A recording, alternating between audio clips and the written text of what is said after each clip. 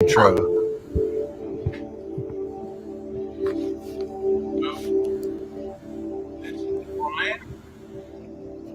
Transparency there. We have, and I'm getting feedback. I don't know why, but it's a good idea if people aren't going to, well, except for Joe. Yeah, if you're not talking, mute yourself for now. So, yeah. So we're here to have a discussion. All right. So you're listening. Can you hear me, Brian? Can you hear me? I sure. No? Yes, I can. Can you hear me? I can't hear you. I don't know why. Oh, Scott, can you hear me? Yes, sir. I can hear you. I can hear everyone. And Joe, can you hear me? What is wrong with your computer? All right, I'll start this around. I think what we'll do is we'll start a round table, and you can say either I don't know or I do not care. Today is, in many parts of the world, still June 6th. That is the D-Day. That's when D-Day happened, 1944. I see a lot of memes out there of Antifa being, like the people that stormed Normandy and fought fascism in World War II were the original Antifa, and I call BS on that. In my opinion, there is no way that the people who fought in World War II, many of which also fought communism in Korea, would ever align themselves with the degenerates who hate America and who riot with degenerates like Antifa. Scott, would you agree or disagree with that sentiment? I would pretty much disagree. First off, I don't think Antifa should compare themselves to the military units of the past, especially World War II. We all love those guys. My grandfather fought there too, so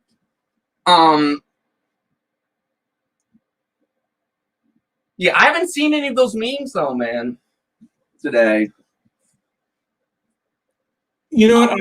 I've seen a few of them saying that the original and just memes of people storming the beaches of Normandy saying the original Antifa, and I just call BS on that, just because, like I said, the people that fought World War II would never have supported the degenerates of Antifa. Many of them also hate America too. Well, I don't know what to say to all that. I don't think everyone in Antifa, I hate how people I hate how people say it, first off, because they're supposedly anti-fascist, not Antifa. Yeah, there are a lot of morons in there, but not all of them, man. I don't know. That's not something I've thought on. I feel like Antifa is kind of an old thing anyway, man. That's so like 2018. I think it's losing steam, honestly. As fascism takes control of America, Antifa will fade by the wayside.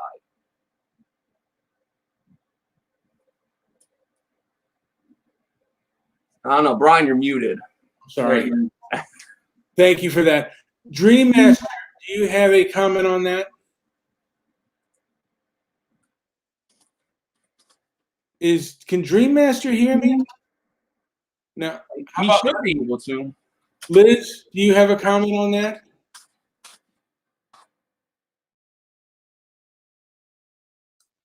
And apparently, go ahead, Liz. Liz, can you hear? Scott, can you hear? I can hear you loud and clear as the crystal blue sky. Well, that is Warm day on a beach in Normandy. there. We go. And Dream Master, Dennis, can you hear? Yeah, I can hear it. I can hear you, sir. Can you hear me? Yes. Yeah. Now, I was going to ask Scott this question. Scott, do you believe in ancestral punishment for certain groups?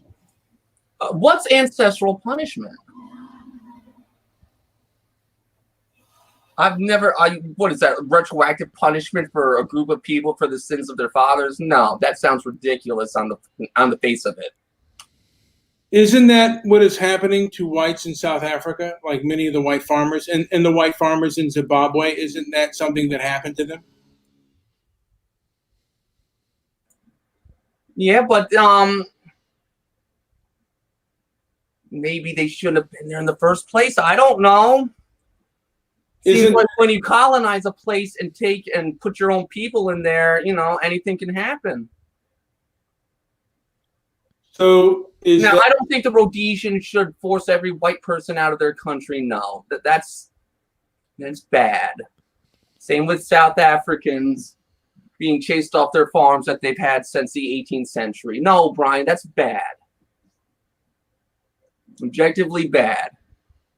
But you seem to have selective empathy when it comes, and some of the murders are. I read some of the murders, and some of them are rather brutal. And you seem to have selective empathy when it comes to that. So do you. But what about all the crimes white people committed against blacks to this very day in South Africa? I'm against those crimes as well. But my opinion is those crimes get far more play, and the crimes of the past also get far more play than the crimes of the present. They might be getting more media attention now. I'll concede that. Well, I mean, it certainly bothers me, and to me, hypocrisy and gaslighting are forms of abuse, and that is primarily what the anti-racist left does: is they gaslight and they abuse, and that is where I see a problem with them. I think it's kind of a toxic philosophy that is immoral on its face. Dennis wants to say something. Let me put myself on mute. Dennis?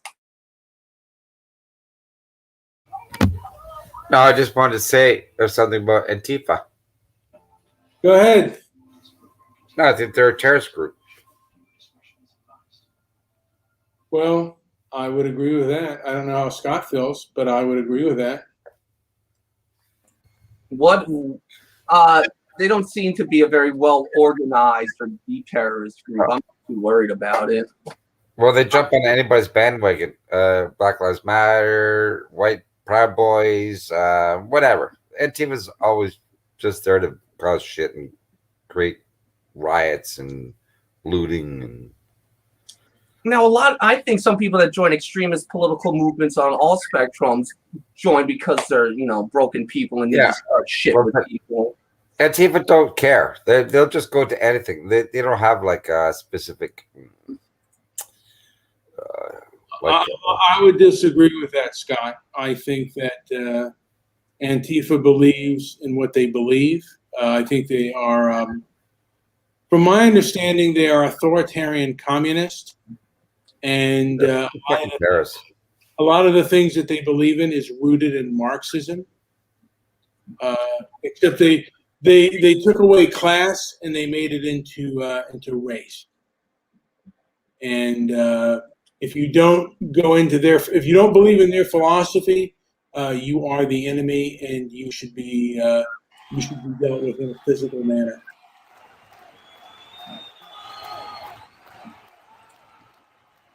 What is that? Yeah, I was just wondering that. Where did that come from? I think it's our friend JP that's just joined us, trying to get our attention. I just heard the crowd going wild after you made your point. Yes.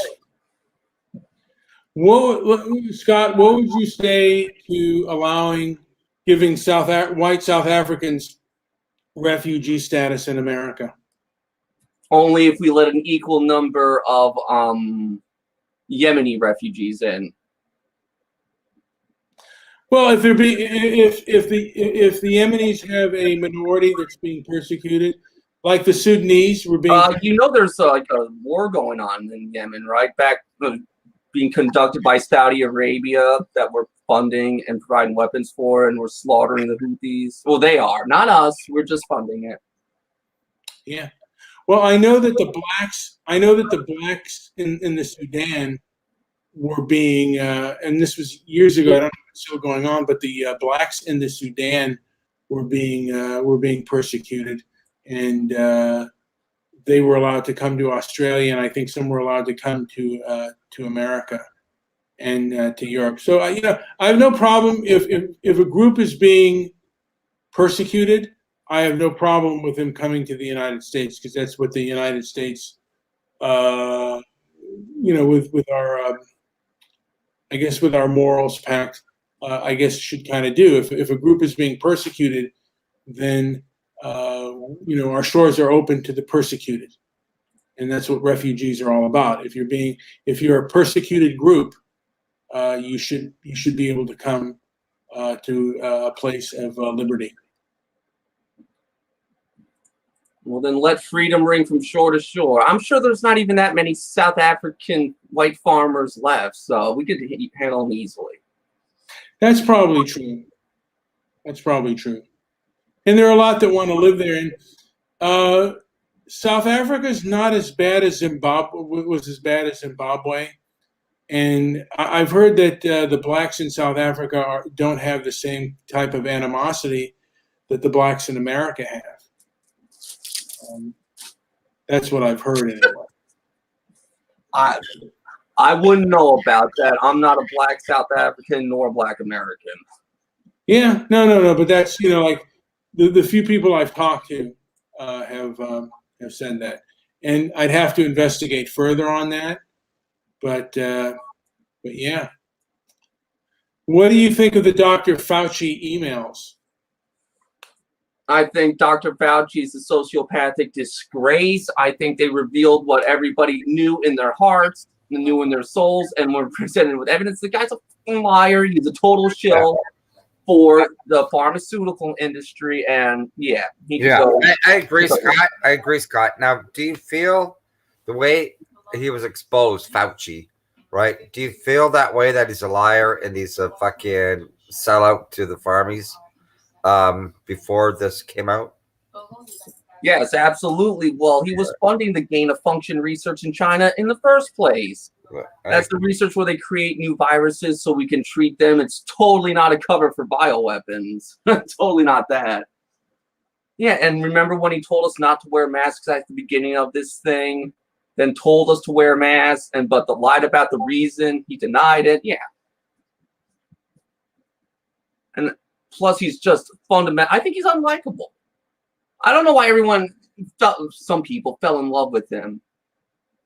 He's not a rock star. He's a nerd.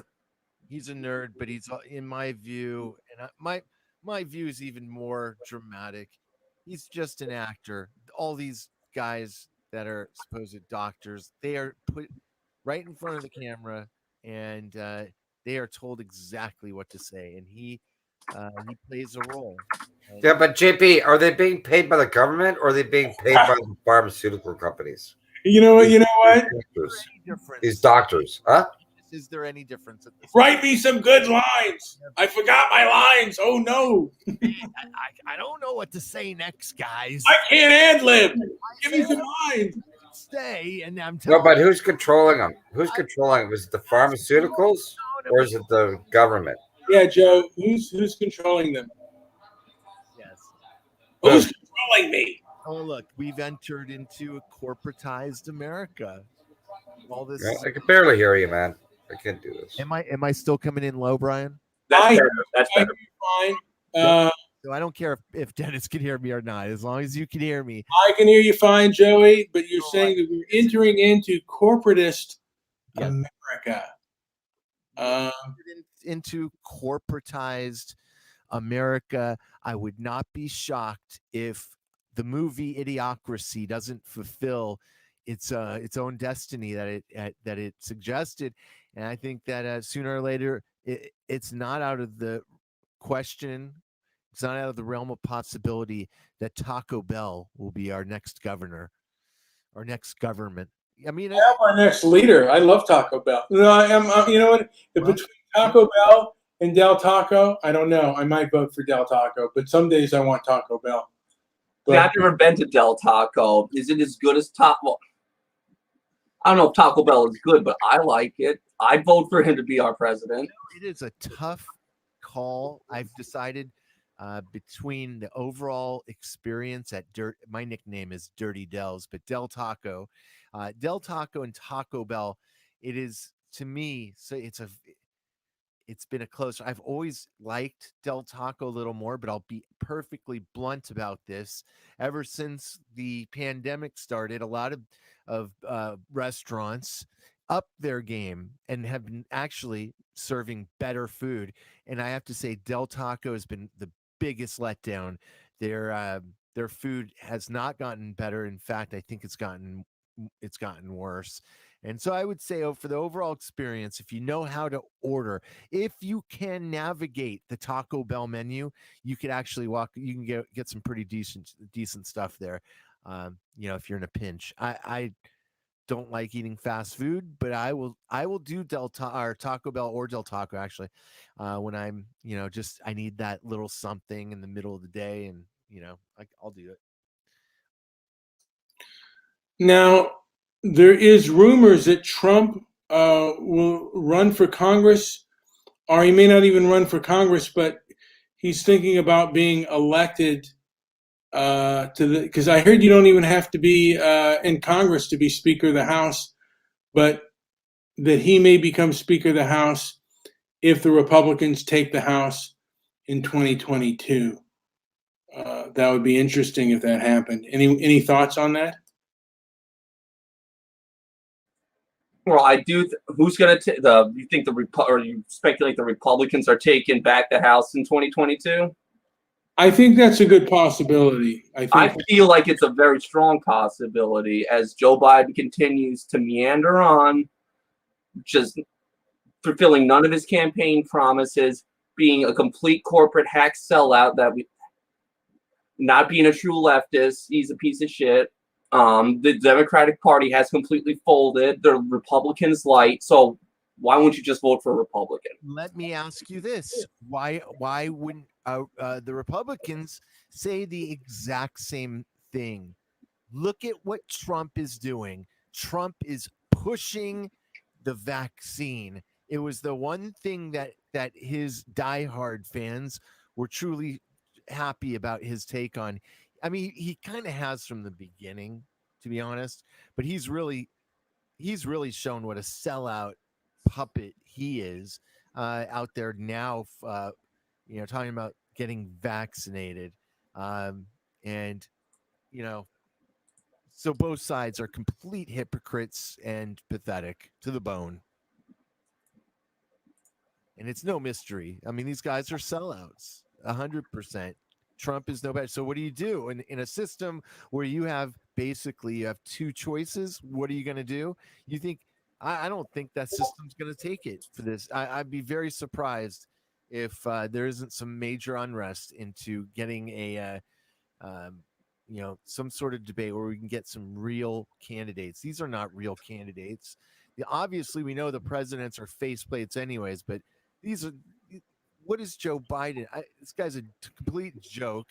But then again, so is Trump in the end. He just showed us all his cards. What a complete on the hook sellout he was for his recent behavior, and that's a tough pill to swallow for a lot of people. Is Liz here? I see her. Liz, Liz is here. Oh, yeah. Liz, it's finally you joined us. But let me. Okay, I just want to bring up there that Indian, I guess that New York psychiatrist, Urana Kulani. I can't even, I don't know if I pronounce her name correctly, but she spoke at Yale and she talked about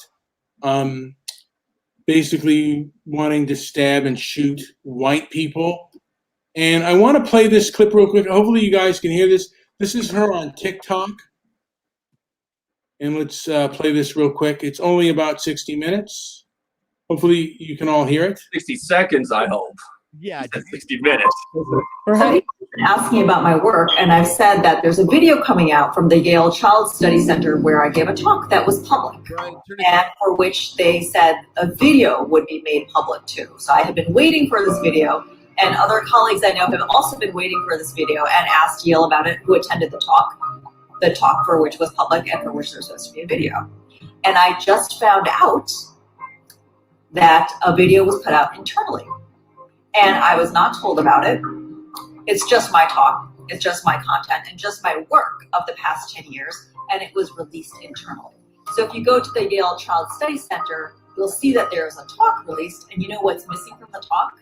The name of the title of my talk, which is The Psychopathic Problem of the White Mind, and the creator of all of that content, which is myself, Maureen. So this is the first part of this conversation at the Yale Child Study Center. So she just said the psychopathic something of the mind of the white person. Is this the kind of person that we want as a psychiatrist dealing with some of our most vulnerable citizens? Is that a good idea? Joe, do you have any comment on this person? Of course I do. Anytime these are not normal fodder for a psychotherapist or whatever, any kind of mental health expert to really be flaunting around. This is abusive, but it's also a major reason I made a U-turn. I went into the field of psychotherapy, and I made a U-turn after didn't take me too long. Did take me about a decade, but I made a U-turn out of that industry because of this sort of duplicitous nature. These ideas that have nothing to do with improving the health or mental status of a client. So I wish these people would duck out of conversations like that, but that's just the way it is, and it is supported fundamentally in the psychiatric realm. You are totally muted. Play just a few minutes of this just to start it up, and then I'll stop it and I'll go to a panel and hear what they say. The psychopathic problem of the white mind. They can choose the power. Her critically engaging voice and fearless speech has given her a unique, courageous, and visionary voice. White. It reflects the white mind. There is a psychological dynamic that is on PTSD repeat every time people of color attempt to directly talk to white people about race. The double bind of even bothering to talk at all. An eerie feeling that's familiar of intense rage and futility. We spend our time patiently explaining their attacks as they deny it. We are calm, we are giving, too giving. And then when we get angry, they use our responses as confirmation that we're crazy or have emotional problems. It always ends that way. It happens every time like a goddamn timer. We just count it down. White people's expectation is that we need to take their attacks with gratitude and apologize for our anger. If not, we're overly sensitive and crazy. Our rage is the real problem. Except nothing makes me angrier than a white person who tells me to not be angry because they... Okay, that's just the first half of that. Make sure Scott? you turn that down next time because it sounded horrible when it's that loud. You gotta watch your voice. Well, you know, her voice, let me see here if I can, I don't know, this player thing doesn't, I don't know if you want to play it, Joe, because I don't know if I have the thing to do it. Maybe I'll put it, You know what?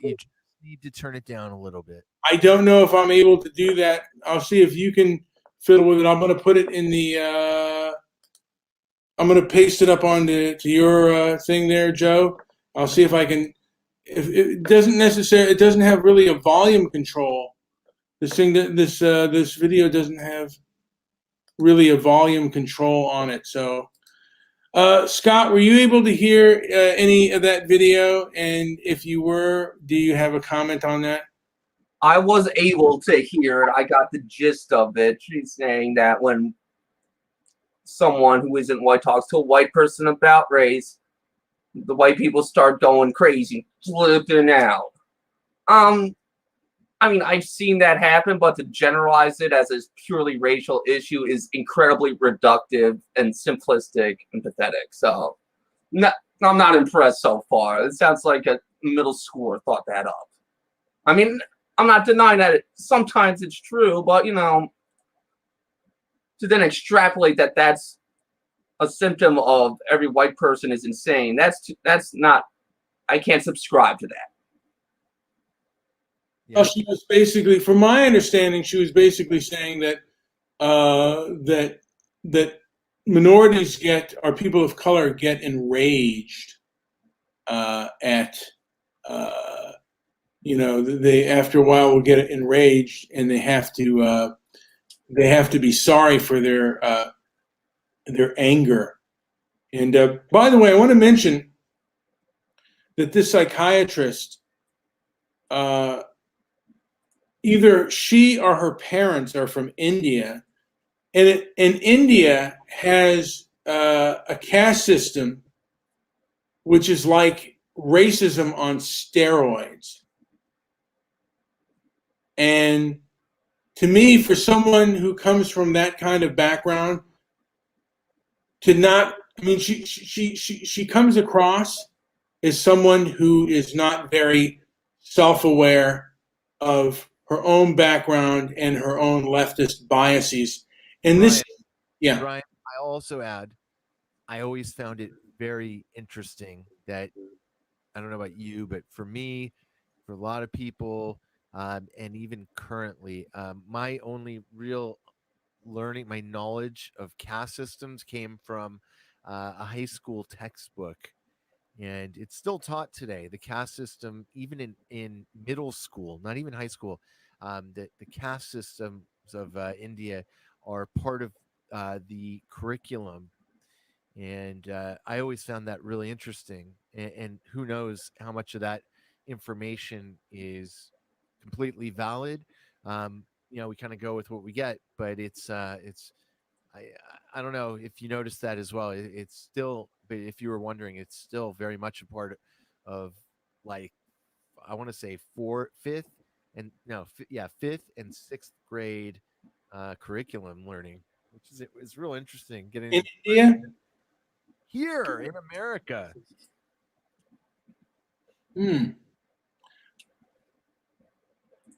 Are they teaching the caste system of India? Are they teaching? They're teaching about the basics, the basic principles of the caste system, and I just found it interesting that it's so much a part of the current curriculum.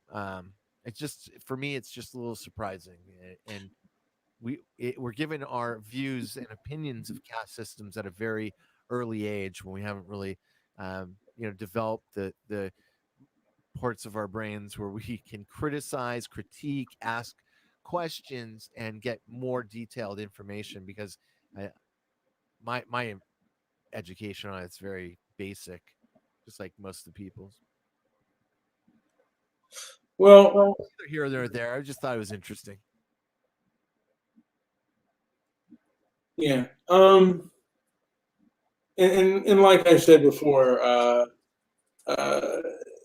some of the and the thing is, from my understanding, India is a very conservative culture, but it just goes to show how powerful some of this stuff that they teach in college, some of this social justice stuff, is on the mind there. How much they bring. I mean, how successful they are at brainwashing people in colleges, because this woman's clearly this is something that comes out of the West and is not an it's not an Eastern philosophy, and she's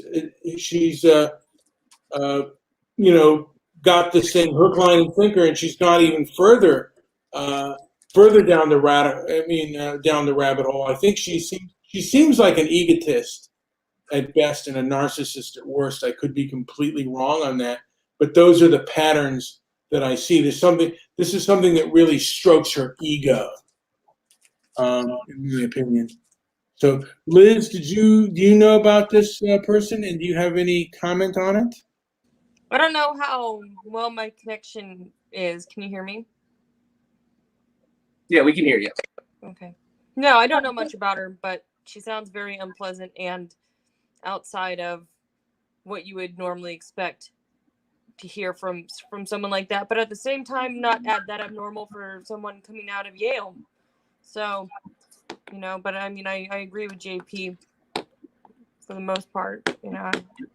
Actually, I guess I agree with everyone, but she's a very small person, and I don't think that she probably is that successful in her profession.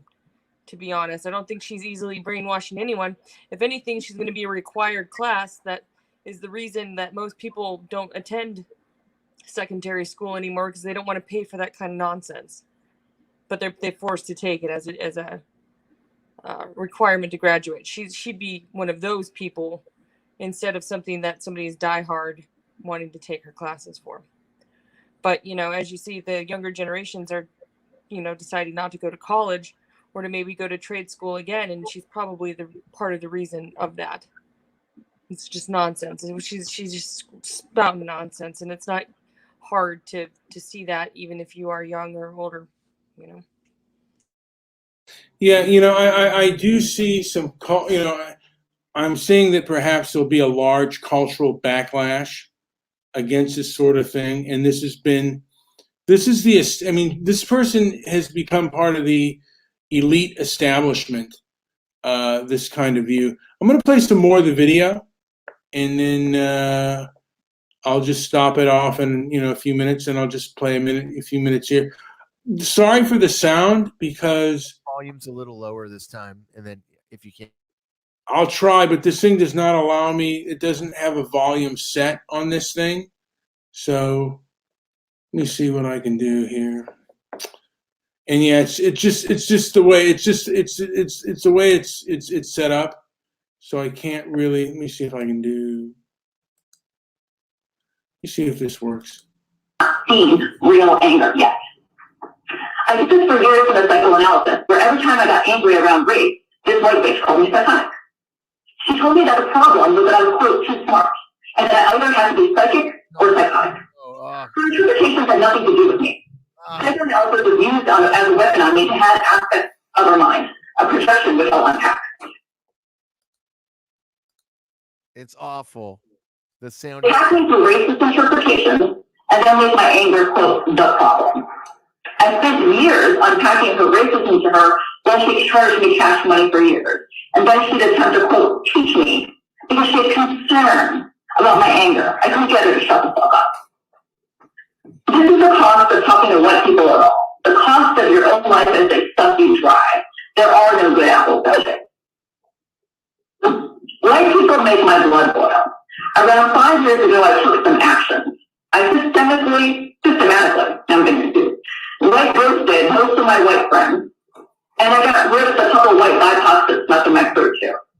I stopped watching the news. Once I started, I couldn't stop. I had less than 1% left. So you're saying you couldn't understand a word of this, Joey? Am I alone here? I really could not hear a darn thing. I couldn't understand what she was saying either. Scotty? Is Scott here? I could hear a few words. Well, like I said, I wonder if Joey could play it and see if if he can fuck around with the sound with it a little bit. You're gonna have to send me the link another way, though. I'll send you the link on. Let me send you the link in Discord. Let's go. All right, let me just send you the link here.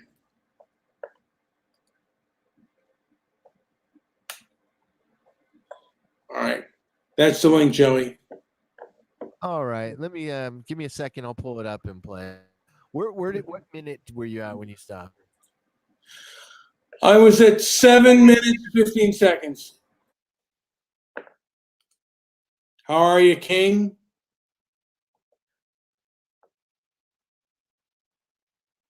Brian, right. You're gonna have to try again. I don't have a link to it. You didn't send it to me. Joey, I did. Let me see here. Yes, I did. Wait a second. You didn't. Trust me. Here we go. Okay, I'll send you from here. Hold on. There we go. Sending him a link. Here we go. Boom. I sent you a link. Did you get it? Yeah, I got it. All right, I'm 7 minutes 15 seconds. You might want to just go into 7 minutes of it, and we can maybe replay it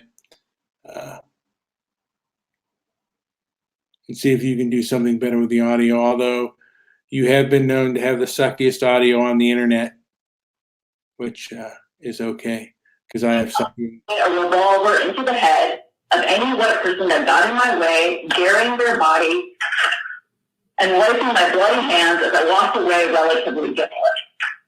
With a bouncing my step, like I did the world a fucking favor. I also walked away from institutions where I spent years training in New York. I didn't want to teach there. I couldn't be a part of it. They are militarized. You can stop that real quick. Right. Joey? Yeah. All right. She just said, and it was hard to hear, but she said that she had a fantasy about taking a gun to a white person, any random white person's head, shooting them with blood on her hands, and then walking away with a skip in her step, and walking away like she did the world a favor. Should this person? Okay. These are papers after all. So let's step it up, yo. I needed to cut out everything white. While ghosting is a super immature move for a psychiatrist, my lethal Connery cleanse was a moment of reckoning with myself. This mentality, this shrill voice that you're hearing. I'm no stranger to it, and I'm glad to be here alive. Yeah, that's nails on a chalkboard. I know that personality. You know what that's about, right? Oh, it's not good. But again, I've had Thanksgiving with people like that. What? Me too. And you didn't kick them out of your house? I've been in business. It wasn't at my house. I've been in lectures. I've supervised that mentality. I've been supervised by that mentality. I know that mentality well, and it is a nightmare. It's a lot, has a lot to do with your kind of left-wing hatred. I get that, because that's what this is. It's just it's a veneer. You know what I mean? It's like this kind of divider between like kind of like your everyday like Joe. It's like this veneer of like this pseudo intellectualism, and it's kind of passe, but it's still very much like in power. Like there's people like that in positions of power now, and man, that it grinds on me like nothing else. The only thing that grinds on it even close to as bad is how the extreme right wing people are. But yeah, this mentality is terrible. Yeah, but to me, she has control. This type of thinking has far more control and is accepted by the establishment far more than right-wing thinking is, or any far-right thinking. The far-right, I mean, there is Jared Taylor never even said anything like this, and he's a Yale graduate, and he's not even accepted to speak at Yale anymore, and neither is Ben Shapiro. And this woman has said far worse things than Ben Shapiro, or even Jared Taylor has ever said. And Jared Taylor is who's from the American Renaissance, has never said anything as bad as this Indian psychiatrist. And like I've said before, India is a country that has a very strong caste system, and she thinks that white colonialism is the worst. And like, I don't think there's much comparative analysis, and I don't think this woman has a lot of is very self-aware and self-aware on how she comes across. Scott, do you have anything to add? I don't know if I have anything to add that's more substantive or very deep. Yeah, she sounds like a bitch. I'm sorry. She sounds like someone I do not want to party with. I would not share my cocaine with her under almost any circumstance. Almost. Yeah, and I certainly wouldn't want her treating my fucking kid with a psychological problem. I'm sure she just teaches. There's no way she's in practice. Well, you're over there in New York. I mean, you must see these people once in a while, right? Yeah, all the time. Oh yeah, that is so East Coast. It's very East Coast elite. Yeah, I can't deny that. Beauty, yeah, nose way up in the air and just nowhere near hitting reality on the head. From like my point of view, I don't know. Joe, how do you see these people gaining such a voice within the establishment, given such a platform? I'll tell you why. Because our education system is not designed to help people.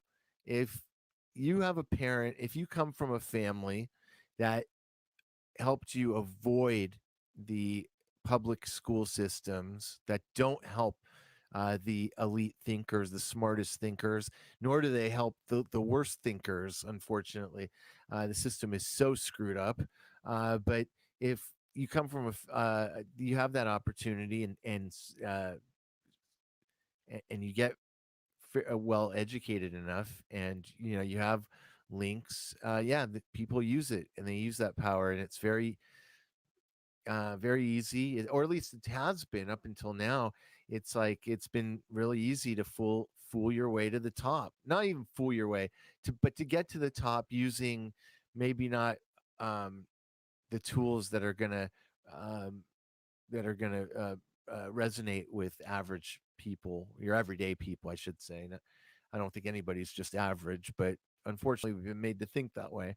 Anyways, that's it's pretty nuts that these people are in power, and and I was also going to say that the way the education systems are set up, the people that memorize the best and can follow directions the best and are subservient to the indoctrination of education the best, those are the people that are in charge right now. It's been that way for a long time. I'm just saying the new arm, the new wave of this sort of leadership is here. And it's basically, it's good that people are opening. Y'all can hear me? They're already there. Just I'm here. Completely, I don't know what you'd say, brainwash, maybe not even brainwashing, but yeah, they've been at the helm for a bit. So okay, I'm just making sure you can hear me, right? We can hear you. Yeah, go ahead. All right. You got something to say? Go ahead. Well, Antifa, I agree with Dennis. Antifa is what they are. All right. I don't know what Dennis said, but he said that they're a they're terrorist group. Yeah, I would agree with that. And I agree with that. They cause problems, and when people call them out on it, oh, we're victims. Yeah. Unfortunately, they also seem to have the, BLM and Antifa seem to have the power of the establishment behind them. They do. Who's supporting Antifa? Well, they're going under the banner of BLM, and they're getting away with things that and the leadership of BLM and Antifa seem to be kind of one. I mean, they do get into scuffles, but they have mutual Hold on goals. a second. If what you're saying is true, how hard would that be to call that out and to get that situation out in the open? Is it really that difficult? Are people just not seeing it if that's true? It Or is is. there like some sort of concerted effort to not let the word of that out? Why would you know that if you know, and not our mainstream political pundits not know that? And if they do know that, why aren't they saying that? Well, a select few know that, and there are those that know that but don't want to, do Hold on. not. Select few know that, but the information got to us. Well, look, I mean, within my circles and the things that I hear, there are a few people who know, like, about Antifa and know that they've aligned themselves with other far leftist groups. And, because people have, even the president said that Antifa isn't a reality but an idea. So you can't even debate, because if it was a thing, then you can say, hey, these people have aligned themselves with BLM and the leadership of BLM. So they're kind of gaslighting the idea of Antifa, because if you say that Antifa is a real thing, then if you attack Antifa, you're going to also have to get into the fact that Antifa has aligned itself with BLM. BLM, the leadership of BLM has stated that they are trained Marxist, and they're both, and Antifa being authoritarian communist, they're going to be aligned with one another. That's just the way it is. And they've taken over academia, and they've taken over a large portion of the economy. The one thing that people are afraid of more than being physically hurt is being economically ruined by the cancel culture mob, and that's also part of Antifa. Is they go after they go after who employs you, and if you say something that they disagree with, they just they say you've got to get rid of this person. And the one thing that cancel culture denies is due process. It's really, it's a digital lynch mob. And I'm wondering if Scott has an opinion on cancel culture and what I've said about that. Of course, I have an opinion, and they're like most buttholes. They stink. No, I'm not. I don't approve of cancel culture at all. I don't want to be I don't want to be canceled. And I've said some things, that don't necessarily cast me in the brightest light. But it's here. I think it's going to be here with us for a while until the cultural pendulum swings back to something more reasonable. We're going to have to put up with screaming masses of Twitter mobs. When someone doesn't like you, all they have to do is point out something that the mob doesn't like, and then they will eat you.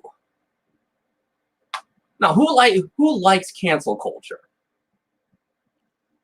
The elites do. Well, the elites like it because it keeps the regular citizenry divided and fighting each other, so that we don't overthrow our oligarchic billionaire class and their puppets in the government and set up a real socialist paradise. They don't want that, so they're going to keep us at each other's throats. That is exactly what I said. I go, you don't, if you don't see Antifa like being at the Capitol and the Capitol riots, breaking in there, while also, engaging in the fights with BLM in the streets, basically hip-hopping sides, then you don't see what's actually going on here. Because it has nothing. If you keep the kids distracted with each other, they won't go fight the bigger problem. The things keeping them in the shithole, and in their bad. Excuse my language. In their bad situations. You know, you keep them fighting each other. It's the best form of control you can have. And if we keep people focused on this culture wars poop, we don't ever have to get anything real done. Like Medicare for all, the $2,000 checks, anything Joe Biden promised, he hasn't delivered, except for one thing. Nothing will fundamentally change. He's delivered on that. Business as usual. Well, we didn't get our $2,000, that's for damn sure. And some of us didn't get, like any of the stimulus we had. But right now, God, I don't know if this thing is even sustainable. And of course it's not sustainable. The feds are coming in every week. There's a couple of things that happen every week. Okay, one of them is the Fed chair people come out. There's like 3 federal Fed chair people now. I always thought there was one, but there's like multiple ones. Okay, so they come out every week and talk about the economy. Then you also have a numbers report, and the unemployment numbers have been staggering, right? They're like 500,000 or more every week of new unemployment, first-time unemployment signups or registrations. So there's all this stuff. Meanwhile, the Fed people are telling us the economy is in total recovery. We're coming back. Nobody wants. I mean, it's not the case, and they are buying up all the debt. The Feds want to be the lender of last resort, which means they want to buy up all the debt and they want to give and lend out the debt. They want to be the place where you buy debt and sell debt too. So you have this situation coming in where they're buying it all, which is all it's doing is putting money, it's artificially supporting all of these, like this whole kind of ridiculous economy. The dollar keeps falling, even though they keep pumping more money into the system. There's inflation coming. They keep writing off the idea that inflation is going to hit us hard. Hey, how much did you pay for gas this week, peoples? I paid almost $1 more than I was paying about 6-7 months ago per gallon. It's insane. So you got the oil, We're at 420 where I'm at for gas. There's such a cluster of things. I'm sorry. There's such a cluster of things going on. Meanwhile, we're being told one thing. It's the exact opposite is what's actually happening, and it's all artificial, and it can all just blow up as soon as the government says we don't want to support this anymore. You're going to see a massive. I think if I was to make a prediction, it's that they have a digital dollar waiting to go, and they're just going to let the dollar plummet, and people that are invested right now in the dollar are in for a world of hurt if they don't start going into areas like crypto and all these other alternate ways of doing it. Or gold or silver, maybe. Gold. So I would actually say silver is probably my favorite investment strategy of all time. And and bonds. They're artificially, the prices of these metals are, by the way, artificially held down by JP Morgan. Check it out. Go research that. It's just insane what's going on right now, and it's not stable, Brian. It's not stable. Sorry if that went off your tie. I think you asked about the stability of it. Now, I was going to ask, El Salvador is going to make Bitcoin part of its legal tender. El Salvador will adopt as legal tender Bitcoin as legal tender. First country to do it. Yeah. And that's going to happen more and more, I think. And it won't happen here in America yet. There's too much. I wonder if that will make if other Latin American countries will adopt this. Yeah, probably. Maybe Colombia. Maybe Brazil. Maybe Peru. True. Yeah. Yeah. I mean, I think that this will. I think that this. I think that this will be something that may make El Salvador will rise up its economy. The president of El Salvador is, from my understanding, is a young millennial who is looking at the new types of like the future, and the country is still a third world country, and over 70% of the active population of El Salvador over 70% of the active population in El Salvador does not have a bank account. They're not in the financial system. So. Well, anybody have anything to add here? Rufio, Liz, Scott, you got anything on this, or should we? I'll say the one thing here, and I could be wrong on this, but I think Mexico has the largest, population from Latin America, but El Salvador is second, and there is a large population in America that do have money in America that I think will begin to invest in El Salvador, and I think you may see other American companies and other Americans also investing in El Salvador. I could be completely wrong on that, but I'm saying that because of the crypto. I think so. Possibly, like Silicon Valley, maybe.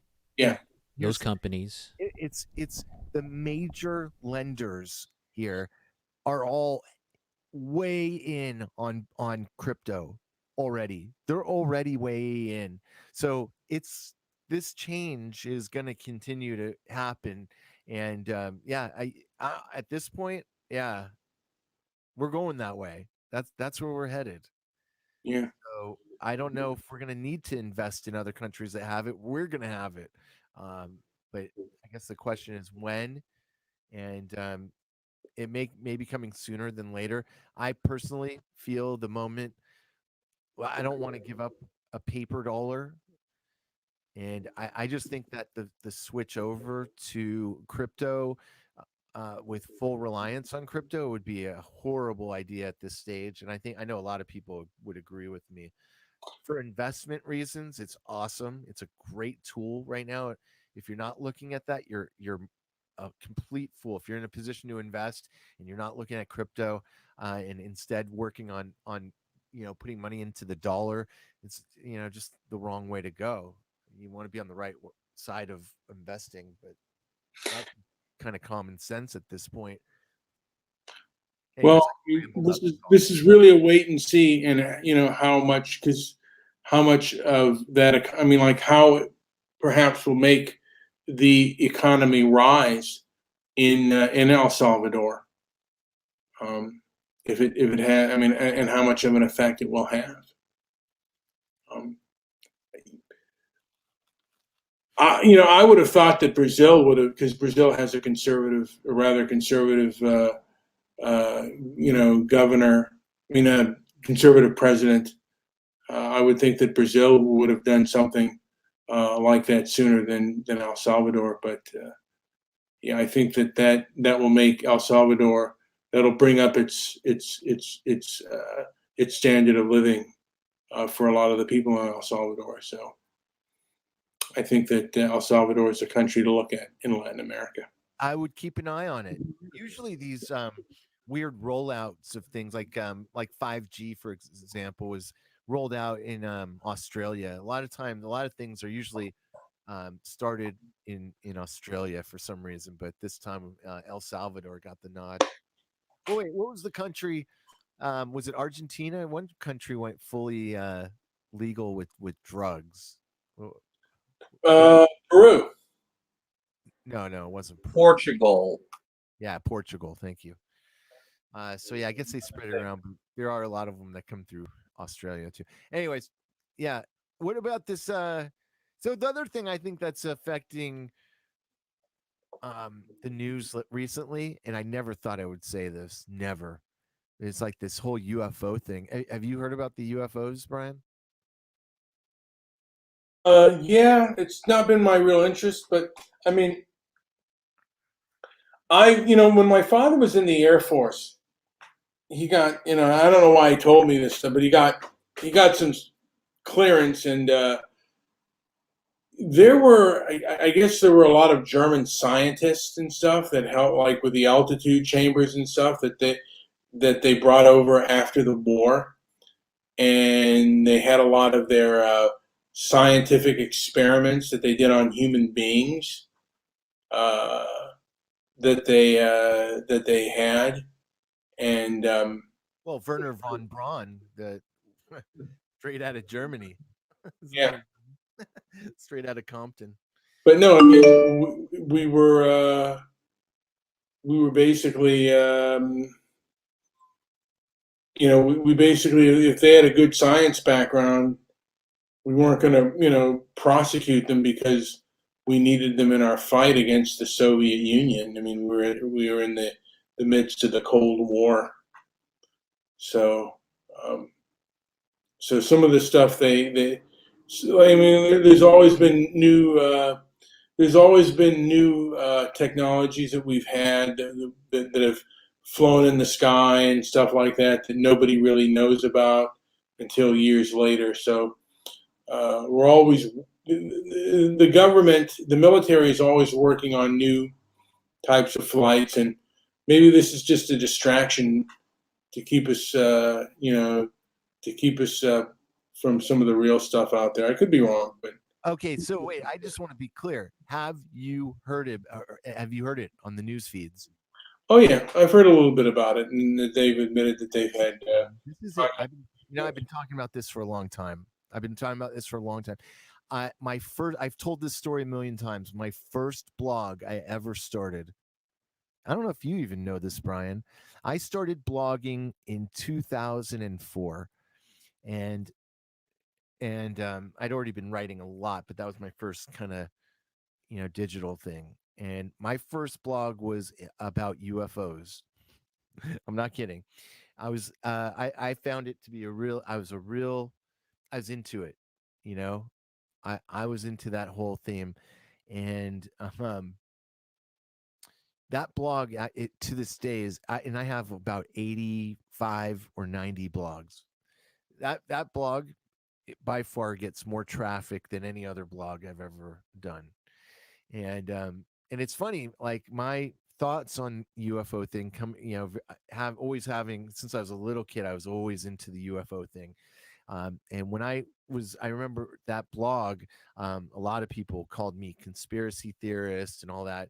And my views on UFOs have totally changed since I wrote that blog, but I just find it interesting now that back then, I was nothing but a conspiracy theorist for even talking about UFOs. I tell people that one of my hobbies was I would blog, and one of my blogs was about UFOs, and they go, "Oh, you're always kind of a conspiracy theorist and all that," and whatever.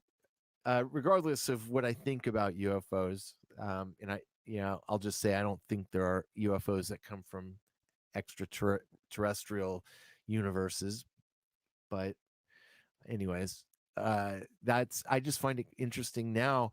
If I was really focused on that blog and showing it around, people would be like, "Dang, you've been into it for a long time." I wouldn't be called a conspiracy theorist today. It's pretty weird.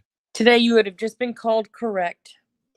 Well, maybe ish, correct-ish. Maybe like, in the right direction.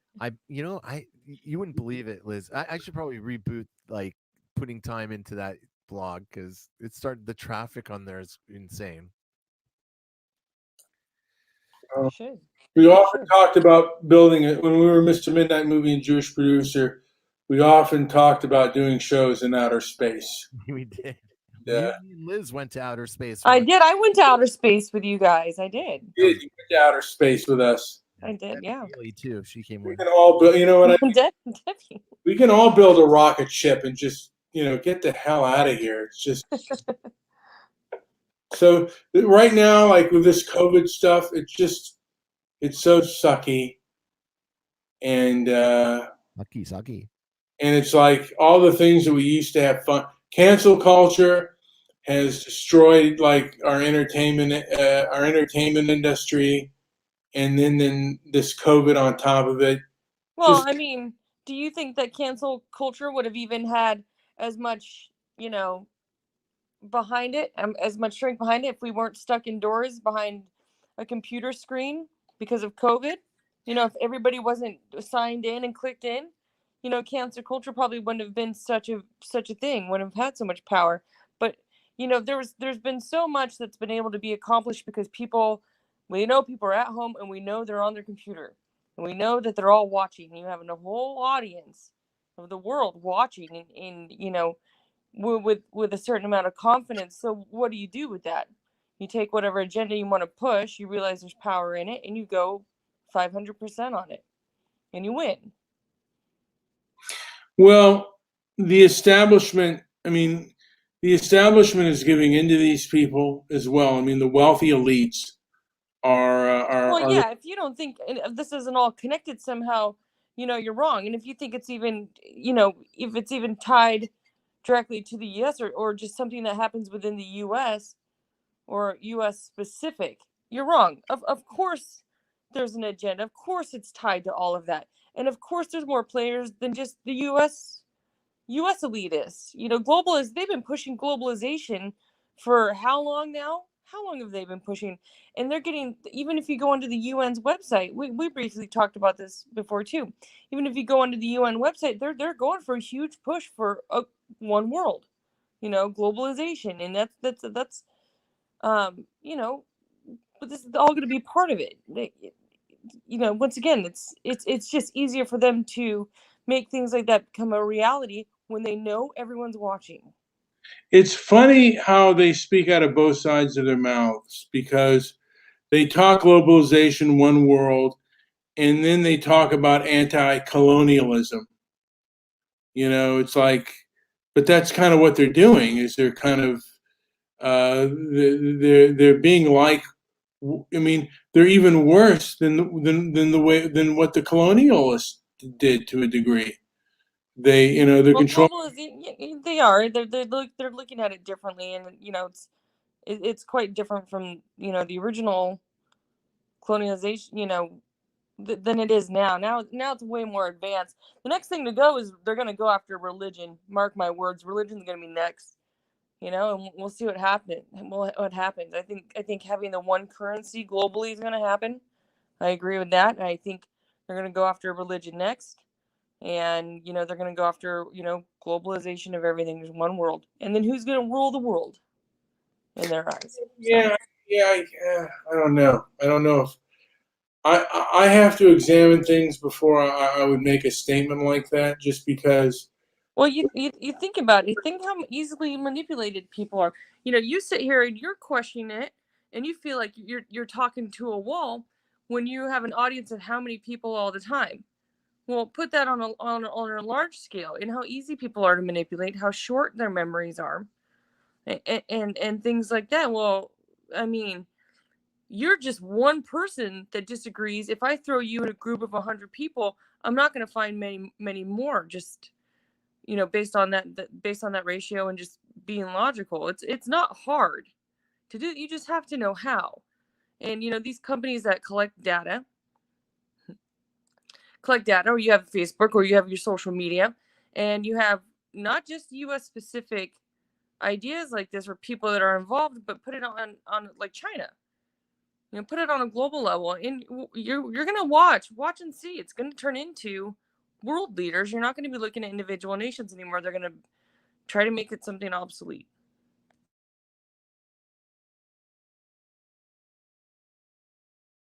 They probably would have done it already, except for one thing that gets in the way of all of that is going to be religion. I would say, well, a lot of the social justice stuff has a religious aspect to it. I mean, Black Lives Matter had a religious. No. Yes, it did. Yes, it did. Well, no, I'm not saying that it didn't. What I'm saying is that I don't agree with it. But they're going to go after that because that's going to be a huge part of stopping globalization is going to be religion and people in their faith. And you look at different parts of the world. You look at the Middle East and what's going on out there. You look at all kinds of stuff. and that's going to get in the way of globalization, according to like the UN and world leaders, and so they're going to do away with that next. Well, not next, I'd say it's in line though, but it's not like this is some big conspiracy. You go onto the United Nations website, and that's literally on there. They have plans for it. So there you go.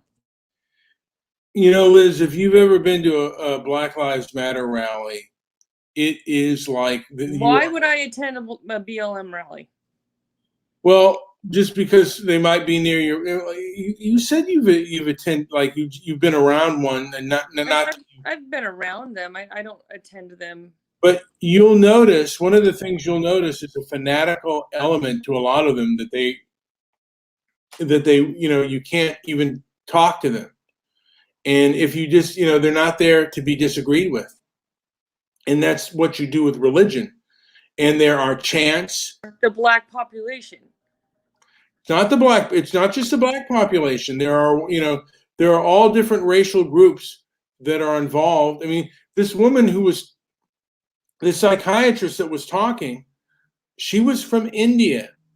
And India, on average, are very conservative. And on average, the ones who come from, usually who come from India, never fall for any of this social justice stuff. It's only the ones primarily that have been born here and that are educated here. But their parents don't believe in that stuff at all. The same thing with the Latinos that come here as well. Many of the Latino the Latinos from El Salvador are from Mexico that come here, and I guess Liz has left, but who come here, they're very real.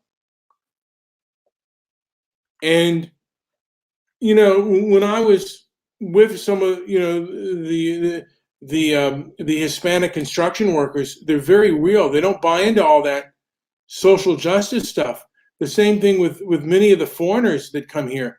They hear this stuff and it doesn't make sense to them, and it's like it's foreign. Well, I think we pay too much attention to it. Well, I don't think we pay too much attention to it. I think that where the disconnect is going to be people realizing that they represent a very small part of the overall general population, and if you can pay attention to them by realizing their place in all of this, and their place is a very small place in all this. And I don't think we need to run around digging into the organizational structure of BLM and how it affects other people. I think if you're going to do anything, you should educate everyone and going that's a very small voice. There are other voices out there too. We are all, we all have different voices. In fact, we celebrate difference here, right along that train. But to sit there and break them down and go, oh, fuck, people don't understand. All countries have people like BLM. We all have. We have different groups running around and this and this and this, and it's just how we publicize them. People are not so far beyond having logical thoughts and rational thoughts that we can't go, yeah, okay, first of all, there's shit going on. Okay, yeah, this person shouldn't have died. Okay, yeah, this situation is fucked up, but when it comes down to rioting, looting, setting the world on fire, that's not, we don't all feel like that. That's a very small population to us, and that's all you really need to do to educate people, is go, we have some problems, and we're, getting some attention, but the destruction going on and all this isn't, number one, the representation of the black community. That's not how all black people don't stand for the looting and robbery and all that. I think that, BLM was completely taken advantage of by people from like Antifa who are going down there and doing that kind of crap, but BLM, Black Lives Matter, they just want support, and look at who the real assholes are, excuse my language. Look for who the real bad guys are in that one. But, if you want to make an overall statement or you want to educate people on it, go, the small population, the small percentage of people, all they know how to do is make a lot of noise.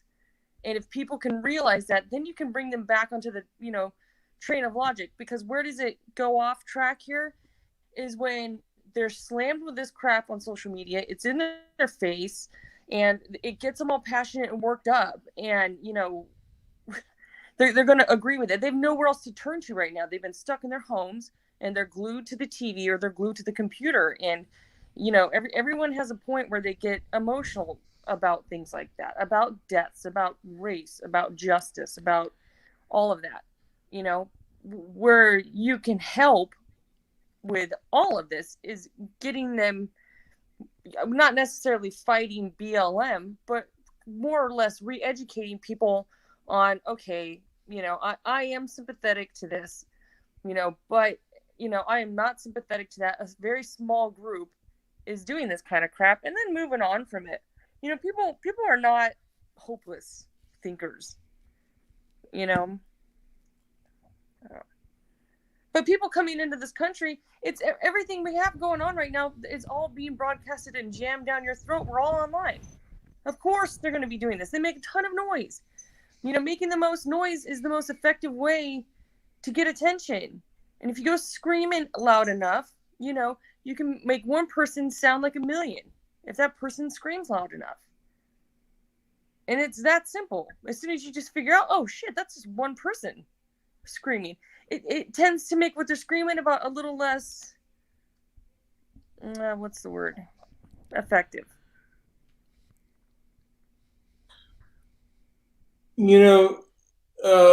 Sometime last year, a gentleman by the name of Jake Garner, who lives in Nebraska, a former Maureen, was, I believe he was either defending his own bar or his father's bar.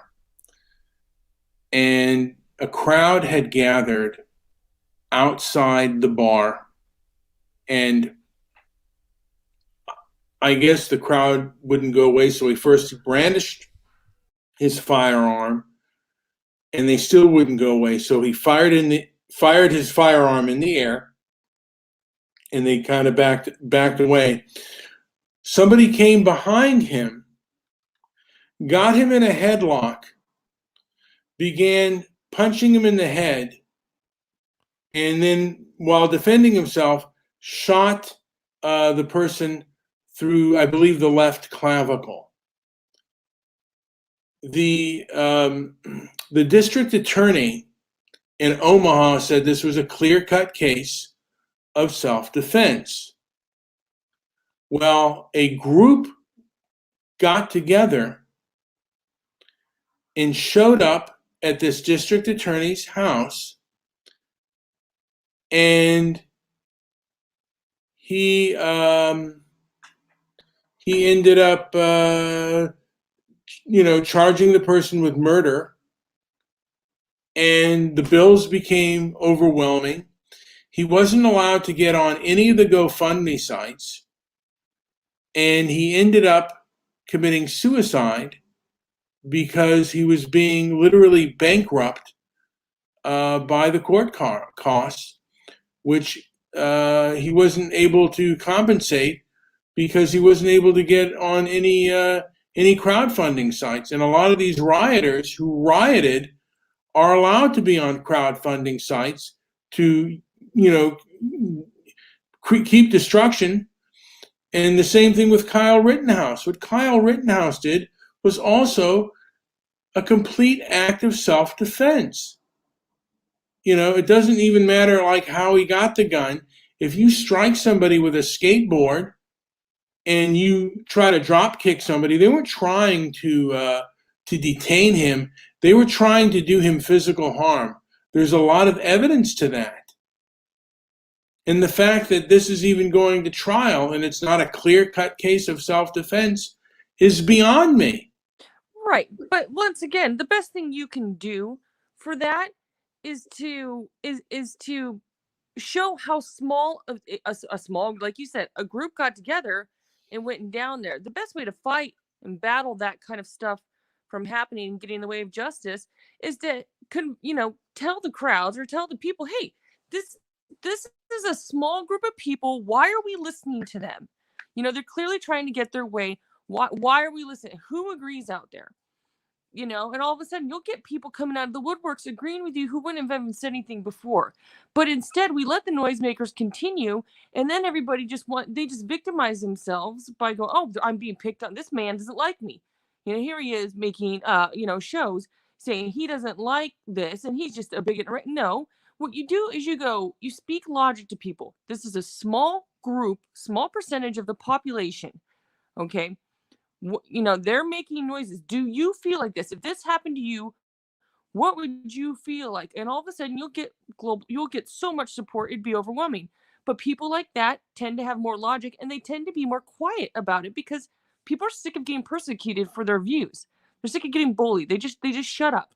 You know, they just go, they keep it to themselves and they take it to the polls or do whatever. But these people, these small groups, they're making noises and therefore they become effective. And if you want to make a change, you need to point out to people that this is a small group and to get your larger group agreeing with you. And then, you know, stop this nonsense. Stop giving them power when they don't actually have any. You know, but also address the reasons why these people are out there fighting too. You know, there are people out there dying, and there are people out there dying at the hands of racism. And that is not something that is a non-issue. And so you have to be able to, you know, speak to both sides to be able to get any sort of real effect or any sort of real change. But people right now aren't seeing that. People don't want to see that right now. People just want to fight. And nobody's going to ever get anywhere. And there's never going to be any end to any of this unless, you know, you get people to stop having that fight, wanting to fight, or antagonists out there trying to cause a bunch of problems, you know? Agreed. How do you get people to listen? Excellent point. Brian, where are you going next? I'm going to just say this. How do you get people to listen who refuse to listen? And also, like, these groups do have the power of the establishment. You know what? Screw the establishment. The way you get people to listen to you is to listen to them. Period. And take what they have and really listen to it and take it into consideration. And you know, maybe sometimes they'll take you changing your point of view as well. You know, and we have to always be prepared for that maybe our opinions will change if we hear something else, or how would have, you know, put ourselves in their shoes. You know, maybe it won't. Maybe we have an answer for that. I mean, we can speak to something by experience, but the way you get people to listen to you is to listen to them and be empathetic and be sympathetic and hear them out. You know, you'd be surprised at how much that does in a world of wonders, is to be a human with them. But sometimes the people are so fanatical that you cannot be human with them. I remember seeing there were two sides. One were the Trump supporters, and there were the anti-Trump supporters. The reporter, you know, talked to the Trump supporters. The Trump supporters were eager to talk to the press. When they went over to the anti-Trump supporters, they all started yelling, "Mic check, mic check, mic check." So the other side doesn't want to talk. They know that they have power, and they just want you to obey. And that's the thing. Those are the very small percentages of people I'm talking about. And calling them out for antagonizing situations and having an agenda. Most people are not like that, but most people will hop on a bandwagon if they feel strongly about it, if they've seen someone dying on social media, if they've seen something that's caused them to be down there, like, you know, that's caused their heart to bleed. You can speak to the majority of people. The antagonists, which are the very small group of people out there, the small percentage I'm talking about, make the biggest noise. And the way you stop that crap is to call them out and speak to everybody else like they're human. And I think, you know, I don't think we're far beyond that. You know, I think we're good enough to be those people. Well, you know, like I said, we can say screw the establishment, but, you know, the establishment controls the food and you know, they have control of the entertainment industry. They have control of social media. They have control the military. And now, yeah, you're right. They do have now. They have control of even the military. So they've gotten their hooks into But everything. they've always had their hooks in everything from the beginning of time. The only thing that's ever changed Well, I mean, again, recently is the involvement with technology. But it's well, still not something that's impossible to best, as but long Liz, as you can act like a human. but Liz, this group is different than I mean, the other groups, even if they didn't agree with you, they believed in due process, and they believed in both sides listening. This group does not believe in that. But They are. you know what? They come from a spot where due process didn't work for them in a lot of situations. You look at the way things have progressed over time, and you know the racial issues going on didn't ever really seem to get better. And you know they're not always, and not everybody got their due process even when they did. And so what do you do when a system isn't working for you and you feel oppressed? You know, well, what do you do? Blow it up, you know. And so there's some people that don't agree with that. There's some people that have never experienced that, but there are groups of people who are empathetic towards that enough to show up and go, you know, screw your system, the system's not working for me, and you know I don't feel like I'm being heard, you know. And then you have people antagonizing and capitalizing on those situations, you know, hence the establishment. They're capitalizing on that. And that's the real crime here. But it's easy to speak to the majority of those people and help them with their voice without things getting burnt down, without things getting blown up, without attacks happening. You know, that's all very possible to do that. And everyone get their way and compromise. So, and that's my opinion. You know, maybe I just have my foot up my ass. That happens sometimes too. Well, oppression Mandy says oppression causes rebellion, but there is the realization of being oppressed, and then there is there is there is the perception of being oppressed and the reality of being oppressed. Shit. If you're gonna, if you, there was a clear cut case. It was about a year and a half ago, where my son's friend was black, was thrown into juvenile hall for there was a robbery at the park, and him and there was a bunch of other black kids there, and an illegal immigrant got robbed at the park, and they arrested my son's friend. And the first thing he did, he told his mom, he said, "Call Liz," which was one of the saddest things I've ever heard. Like, call Liz, as if I can do something about it because I'm white. Like, call Liz. Liz will know what to do. So I get this frantic phone call, and I'm like, well, frick. So I go over there and I'm trying to talk, and they go, "Oh, nope.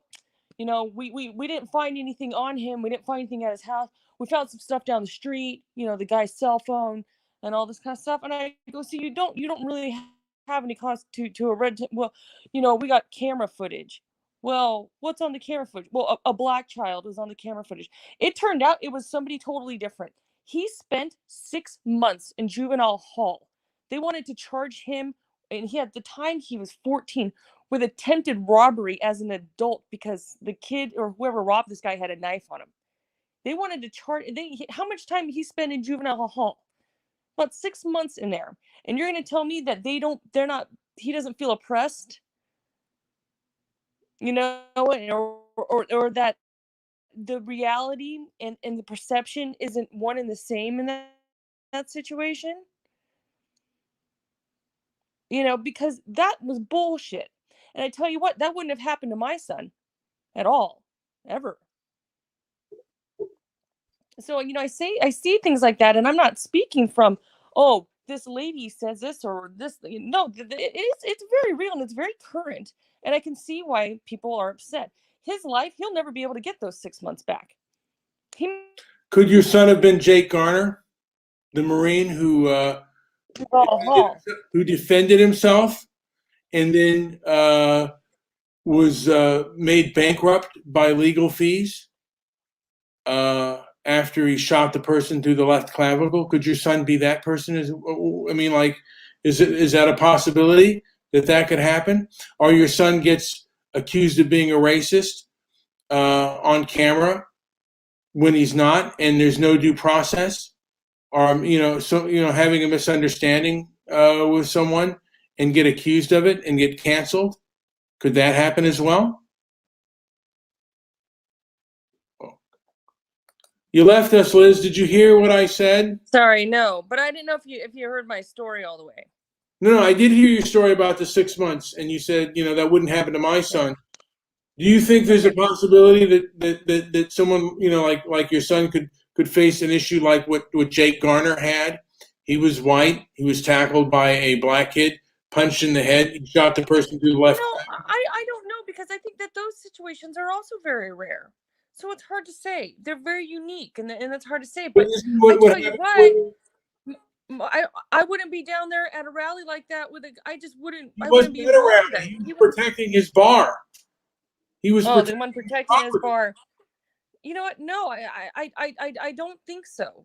Because I don't think crimes like that happen as often as we like to think that they do. Well, and I don't know all the information about what happened that night. I know what you said, but I don't know what else happened. And usually, I'd have to see everything to really have an opinion on it. I'd have to be intimate with the story. Well, again, I've read books like White Girl Bleed a lot, and the media does, and right now they really, they took Colin Flaherty's YouTube channel off. He wasn't saying anything that was untrue or even giving his opinion. He was showing video of black on white mob violence, and they didn't give him a reason. And to say that's not oppression, and like if you live in a certain neighborhood and you get attacked because of your race, and nobody hears you, nobody thinks of you, well, you're going to be kind of pissed off, and you're going to be pissed off at the people who help out that kind of thing. And I've talked to some of those people, and they say, yeah, they don't hear me. The rich elites don't hear me, don't hear the white working class. And they're kind of pissed, and they're pissed off at the elites. Yeah, and I can see that fuck you too. You don't know what it's like being me. And so what should they do? Should they blow it up too then? Because it's like, well, what do you do if things get so messy and so screwed up? What do you do? Maybe we should follow suit. Well, because, this isn't sustainable. And where does all this end? Is my question. Well, number one, there's a tit for tat mentality by nature in any group, and gaslighting and hypocrisy is what abusers do, and that is what the leftist establishment, in my opinion, is doing. They're practicing gaslighting and hypocrisy. Right. A lot of them feel absolutely abused, and they're thinking of this next election cycle as being a revenge tour. They're going to want revenge for the burned out businesses, the normalization of riots, and these, the emails that were lying. They're going to want revenge. They're going to want justice. And they probably do. But you know what? We have that situation, and we also have voices that need to be heard. There's clearly a problem here. And whether you agree with it or not, it's worth listening to. And you coming to a solution instead of this never-ending cycle of battling out and dying, and listening to the agitators. Where this isn't going to end until the majority decides listening they're going to get along. Listening is a two-way street. Empathy is also a two-way street. Yeah, I said that. But if the other side cannot be objective, and diplomacy cannot be reached, then separation and even violence may be a requirement for that. Violence is never a requirement for that. But you have to remember that even though everyone deals with grief and pain and fear and stress in a very different way, and some people are very emotional. That same black child I talked about that went to juvenile hall for 6 months, if you go through his family pictures, he will tell you about this uncle died here, this uncle died here, my dad's the only surviving child of that family, my cousin died over here, my cousin died over here. And I'm sitting here looking at this, looking at all these obituaries that they keep in like a scrapbook. And I'm like, oh my God, and that's just the lifestyle is very different, but emotion is packed very, very differently, but that life is very different. So for me to even possibly think that I understand what they have gone through, I could never. I've never gone through that like they have. I've never gone through gang violence. I've never gone through, drugs. I've never gone through being caught up in a drive-by just simply not doing anything. I've never been caught into racial wars. I've never had to deal with any of that. So to think I can understand, I can't. But for me to also tell them that they need to be objective in a conversation about how to keep peace while they feel like they're not being heard, I can't do that either, because it's not my place to tell people that have had lived such hard lives that they need to be objective. And all it does is take listening and letting them get it out, and then everyone try to be objective. But you can't come down on them and tell them what they're doing right and wrong. Their livelihoods are completely different. You're either noble or not, and you're either doing things that are productive or counterproductive. And there's a book called the Thomas Sowell wrote called Black Rednecks, White Liberals, that goes into to a whole detail on certain cultures and the way they've how they've cultivated and sometimes how these cultures and their behaviors hold them back, and also make other individuals not to want to live around that culture. Yeah, but you know what? And this is where I like to come in with systematic oppression, because systematic oppression, even though today I do believe people have the choice and the opportunity to change, and they, but they've been in this cycle of shit for so long where a lot of things are very taught behaviors, and taught behaviors starting with systematic oppression and Jim Crow laws. And so it's hard to get out of that. And what I think the biggest argument is for them is going, okay, well, we're stuck in this loop, in the cycle of having terrible communities, and education isn't the same, opportunity hasn't been the same, and the result of that has now led to very large families with lots of children being tied to a certain stigma. And nowadays we go, okay, well, okay, grow up. It's 2021. Everyone has more equal opportunity now than what they have been. Still, though, generationally, things get taught. Survivorhood ship gets taught. Liz, I'm sorry, but if you look at the scope of history, and just even 60, 70 years ago, there was a time when white people used to go down to Harlem, and Thomas Sowell said, you know what, when he grew up in Harlem, he never heard a gunshot. He said it was far more safer under the kind of racism, even the kind of Jim Crow that somewhat existed in Harlem and in parts of New York back then than it was today. He could go out late at night and stroll. He could sleep on the park and feel safe. There was but how long ago was that? Even as far as the 60s. Okay, the whole world was a lot safer in the 60s. But again, but there has become a degenerate culture that has metastasized and gotten worse over the years. And well, there's more people, and once again, you get taught survivorhood. But also there is less morality as far as criminal behavior is concerned. I remember when I was a kid buying a bike lock for my bike, and my dad said, you know what? I didn't need one of those when I was a kid. I remember seeing in Japan people not locking up their bikes. Yeah, but that was and they are a crowded city, and they are density. It's very dense.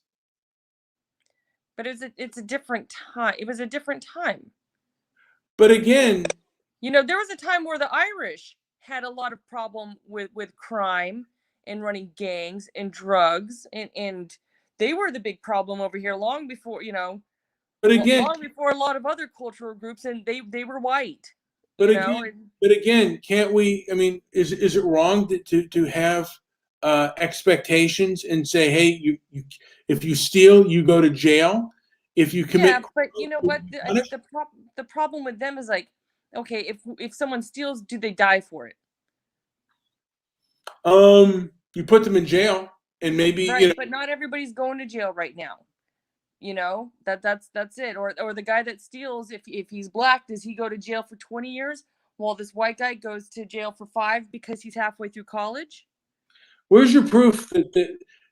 Because, like I said, there have been studies done on disparities of sentencing, and for the exact same crime with no extra, like the person isn't a habitual offender. I actually did an interview on YouTube for a guy on BS Talk Experience Radio, where a Jewish guy out in New York, he was he was 14, and some girl at his high school died, and I think he had, I don't know, he has something, maybe OCD or something like that, but they pinned him for rape and murder of this girl in his high school, and he went to jail for 20 something years before, and got caught into the system. Couldn't appeal. You have to find different evidence. Couldn't appeal. They didn't have anything on this guy. Well, you know, then it turned out that they ended up finding the guy who did it several years later. You know, he was in jail and he admitted to doing this to the girl, and then they were able to connect all this evidence together. But he was going to do life in prison for that. He went to jail when he was 14 years old, a Jewish kid in New York. So this stuff does happen. Yeah, it does.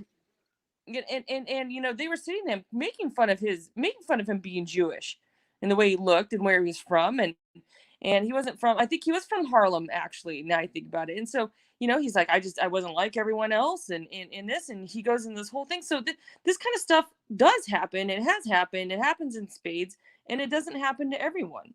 But the fact that mentality's there, where they're like, okay, we want to get this guy, you know, we want something because this is headlines, and you know, agree to this, and you know, you're too stupid to not agree with us, and just say it.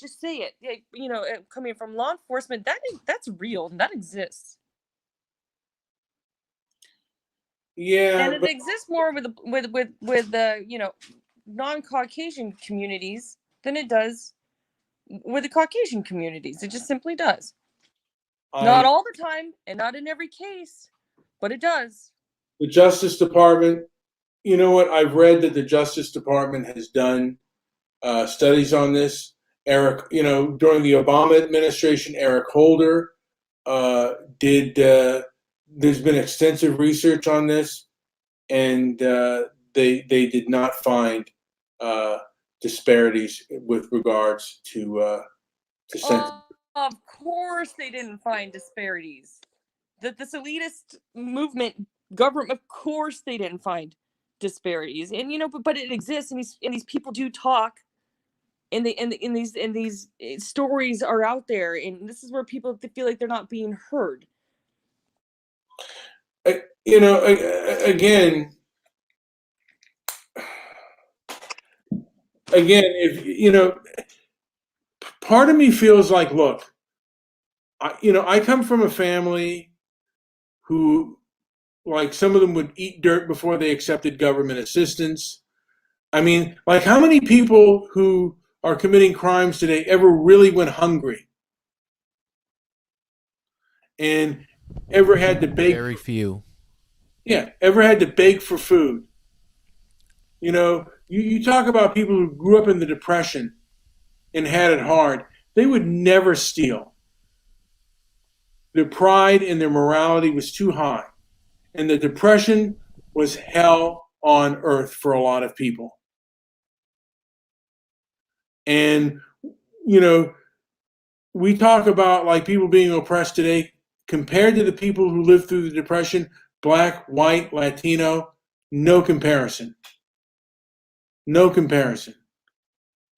And a lot of the people don't even talk about it, but there were people who lived on the streets and had to beg and had to go out of trash cans and dig up things and probably even steal to eat. We don't have that today. That's not true. Some people still do that. Not within the numbers. And today there is far more resources if you're hungry to get a meal. Well, just because the resources didn't exist the opportunity wasn't there, doesn't mean somebody would have taken it if it were, And again, there was far more morality, and there was shame. If you stole or you were a criminal, you were considered scum. And today it seems like a lot of people don't have a sense of shame, and they see themselves as victims, and that's not a noble thing. And our country had more noble and honorable people back in the day, and I don't see that. I don't see that tradition being brought forward. I see a lot of self-indulgent egotists who aren't people I would want to be around at all. Well, I think people did steal back then. There were some people who wouldn't, but there are some people today who wouldn't. But I think that the people out there in both accounts still exist. There are people who saw it as, I would do anything for my family. Get involved in mobster type crap. The mafia, yeah, you're right, Liz. And crime syndicates and street gangs. Exactly. That's how the mafia was started. They did exist. Exactly. They did exist. And once again, go back to even the Irish back in the day, were a huge problem with them and gangs and all that. Thomas Sowell talked about two riots, one in 1965, and not two blackouts. One in 1965 and one in 1978. Both blackouts took place in New York. The blackout in 1965, hardly any crime. People, the streets were obeyed. 1978, blackout. There was a time, though, where the streets were safe and clean because of the mafia. And there were overhaul of it. Not because there were just good people everywhere. Are you saying that society in some ways hasn't gotten more degenerate over the years? Like, are you saying that society hasn't become more degenerate than, say, perhaps your grandparents' generation? I think there's so many more people in the world right now today, and the dynamics have changed so much from what it was then to what it is now, that it's hard to say. I'd have to even look up the ratio, because there's so many more people. And you have to look at crime to one thing. Well, what was the crime to that one thing on the... I mean, if you look at the entertainment industry, I mean, the music, the films, they never glamorized the hero. Right now, the government is always considered like the enemy. Our American military is always considered the enemy. In our music, I mean, you got a guy named Marilyn Manson who, the last name is honoring Charles Manson, a sociopathic maniac who caused the death of I think about 6 people with the Manson murders, and this guy is honoring that and thinking it's cool to have a name like that.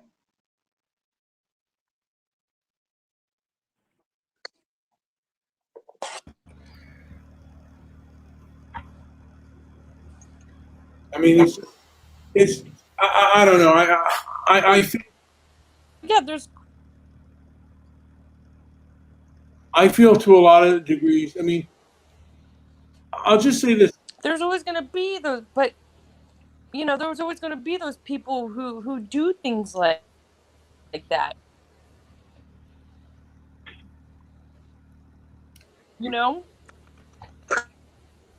Do things like what? What do people do? What is it that we're lamenting here? Is that Dyson fan ever going to be used? Or is it going to stay an ornament in the back of that room? There was years and years. There was people that had horrific murders throughout the year. Well, I only knew what she said. The sound quality's going down here. Very bad. It might be my fault. All right, I'm going to check out of here, Brian. This sounds awful. Unless you have something to say to Howard. I'll say this to Howard. So I don't know how much of the show he's been hearing. Every minute, because he's obsessed with us. Yes. Well, that I really enjoy. 3 minutes. But 3 minutes. Yes. Now, Mom said Trump hated the military. He called them suckers and losers. No, he didn't. That's not true. I don't believe that for a second. All right. What were you going to ask Howard? Trump loved the military. But I was gonna. What was I gonna? I was gonna add that. Yeah. So Howard, do you have any comment on the show so far on what has been being said or what has not been being said? I have no idea what your show's about. It's only been on for 3 minutes for me. What are you talking about? Well, it's been kind of a grab bag, Howard, and You mean not to euphemism for it's been a disaster? I understand. well, the latest thing that that I've been talking about with Liz is that society over the last 60 to 50 years has become more degenerate. And that the degenerates Has become more what? has become degenerate, and that the degenerates are becoming becoming heroes within the society. The Antifa and the Black Lives Matter. That's because the black people and the gays are taking over. Well, I mean, they seem to have. There seems to be a large extent where they have a lot of pull, and they have the ear, like I said, of the establishment of a lot of our corporations, including social media and our Fortune 500 companies. I think it first went to our Fortune 500 companies, and then it went to social media as well. Do you drink Coca-Cola products?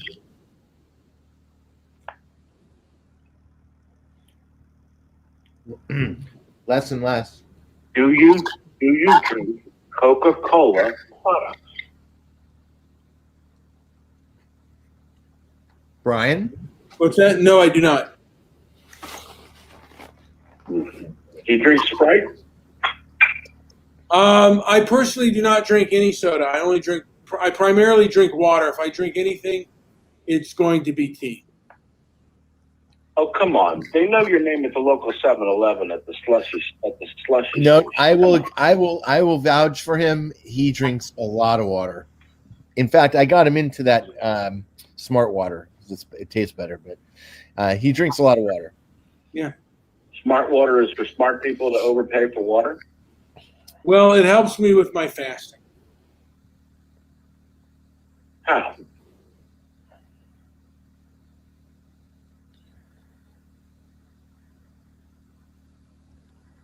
Anyways, Brian, are you done, or do you have any other topics? I think I'm done for the day.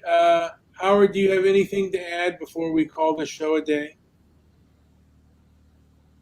No. No. Well, Howard, are you familiar that? Do you know that El Salvador will adopt Bitcoin as legal tender? Have you heard that? I saw that. Who cares? Do you think it will improve El Salvador's standard of living? No, that's what I'm saying. Belarus likes Jews. Who cares? Okay. It is a mechanism of control, Brian. I just want you to know that.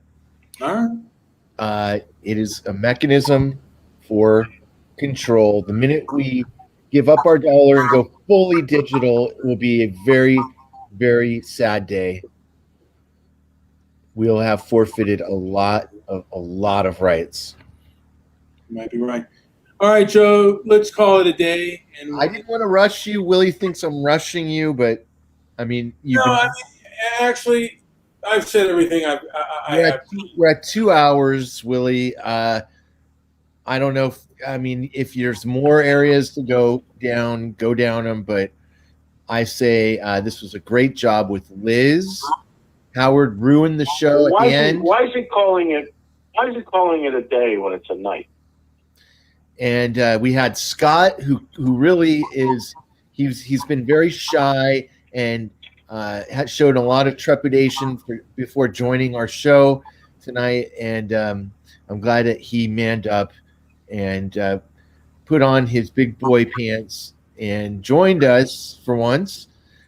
Rufio is a rookie. This is his first effort here with Transparency and Merit. Very appreciative of King Rufio's time. And again, I just want to emphasize that Howard ruined the show at the end, and we don't appreciate you at all. Howard, well, sometimes he makes the show better, but he does attack me a lot. But he helps me with my Stoic calm because Howard tries to get under my skin, which he's not that successful at. Here's the problem: Howard can really help the show, but it's like 5% of the time. So when he does help you, it's great, and then you got to suffer through the other 90+% of the time when he's just awful, boring, droning. Right. And could I ask you 3M to remember the time that I called you on Skype 100 times? Oh yeah, and then there's that too. Then he goes psychotic on Brian when he gets irked. Well, that usually flusters him a lot. All right, let's call this show a day or Yes. night. Let's end this puppy. He did call it a day again. He tried to. You know what? Hey, I think there's something wrong with my cognitive function here, and I don't think so. Plug in that fan and get a little bit of air flowing in the room. You'll feel better. Yes. Take full accountability for your behaviors and actions. Don't blame it on some weird labels, and don't blame it on Howard. It's an act of neglect. right. Can we see that? Can we see that fan move from that table? It's been there for 2 years. It is. That fan's great. It'll never move. I hope you use it this summer. Really. I'm going to send it to Howard. I'm going to give it to him. It sounds like he wants it. He'd probably love it out there in Thailand. He wouldn't even use it. They have those Dyson fans here. Why did I spend $300 on a fan? Especially when you know Brian doesn't use his. We could just ship you his. All right, let's go. Are we done? We're done. We're done. We're done.